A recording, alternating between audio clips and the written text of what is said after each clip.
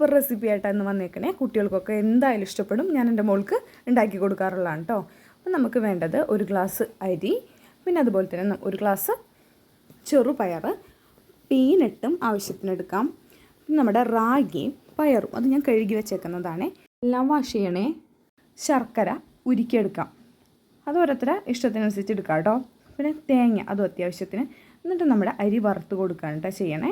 അരി നന്നായിട്ട് വറുത്ത് കൊടുക്കുക. അതുപോലെ തന്നെ നമ്മുടെ ചെറുപയറും വറുത്ത് കൊടുക്കുക. അപ്പോൾ ചെറുപയറും ഇപ്പോൾ വറുത്ത് കഴിഞ്ഞിട്ടുള്ള ഇതാണ് കാണുന്നത്. പിന്നെ ചെറുപയർ വറുത്തിട്ടുള്ളതൊക്കെ നമ്മൾ ഒരു പാത്രത്തിലോട്ട് മാറ്റിയിട്ടുണ്ട്.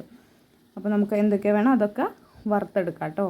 അതിനുശേഷം നമ്മൾ മിക്സിയിൽ ജാറിലിട്ട് പൊടിച്ചു കൊണ്ടുവന്നതാണ്. ഇവിടെ ഞാൻ ഫൈനായിട്ട് പൊടിച്ചിട്ടില്ല കേട്ടോ. ചെറിയ തരിതരി ഉണ്ടാവും. അത് ഓരോരുത്തരുടെ ഇഷ്ടത്തിനനുസരിച്ച് ഫൈനായിട്ട് പൊടിക്കുകയാണെങ്കിൽ പൊടിക്കാം. പിന്നെ ഇടയ്ക്കിടയ്ക്ക് കുഞ്ഞിക്കൈ നിങ്ങൾക്ക് കാണാൻ പറ്റും കേട്ടോ. പിന്നെ നമ്മുടെ ശർക്കരയും തേങ്ങയും കുറച്ച് പൊടിച്ച് വന്നതും കൂടെ മിക്സിയിലൊന്ന് നന്നായിട്ട് ഗ്രൈൻഡ് ചെയ്തെടുത്തേക്കണതാണ് കേട്ടോ. പിന്നെ നമ്മുടെ ഒരു പാത്രത്തിലോട്ട് നമ്മൾ പൊടിച്ച് വെച്ചിട്ടുള്ള അരി എല്ലാത്തിൻ്റെയും മിശ്രിതം അതിലോട്ട് ഇട്ട് കൊടുക്കാം. അതിനുശേഷം നമ്മുടെ ശർക്കരയും തേങ്ങയും കൂടെ മിക്സിയിലടിച്ചതും ആഡ് ചെയ്ത് കൊടുക്കാം. എന്നിട്ട് നന്നായിട്ട് മിക്സ് നല്ലോണം മിക്സ് ചെയ്ത് കൊടുക്കാം.